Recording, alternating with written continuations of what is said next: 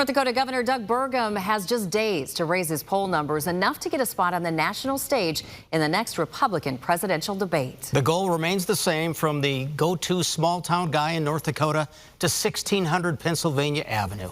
WDAY News reporter Matt Henson caught up with Governor Burgum this week to check in on his highs and lows of the campaign trail. I was able to discuss a variety of issues with Governor Doug Burgum during my 10 minutes with him. One of the questions I had: what does he think his biggest challenge is as he fights for the Republican nod? He said that answer is simple: name recognition. The billionaire from Arthur has slowly gained that name recognition nationally in a very unique way, trading gift cards for donations to his campaign. This week, Governor Burgum met the 70,000 individual donor mark, one of the two requirements to make it on the stage for the third debate. He barely made the second debate, struggling to pull in 3% in the polls. For the next debate, Governor Burgum needs to get 4%.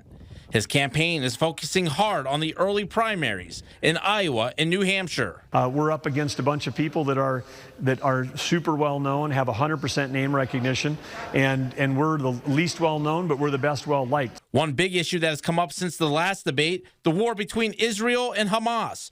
President Biden said last week he plans to ask Congress for billions of dollars in military assistance, including for the Ukraine. The question is always about how much money should we spend. No, it's not that way in business, and it's not that way in government. It's about leadership that gives clear direction. This is what we're going to do to support our allies. That's cheaper and faster. It makes the world safer and more prosperous. And when our allies are safe and prosperous, every American is safer and more prosperous. I asked Governor Burgum if he does make his way to the top of the candidate list, who we've seen on the debate stage, how does he defeat Donald Trump for the Republican nomination? Trump, quoting huge leads in the polls, has declined to participate in the debates.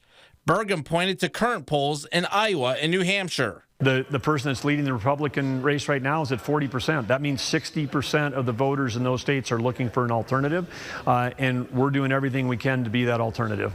The third Republican debate is scheduled for November 8th in Miami, Florida. For WDAY News, I'm Matt Henson.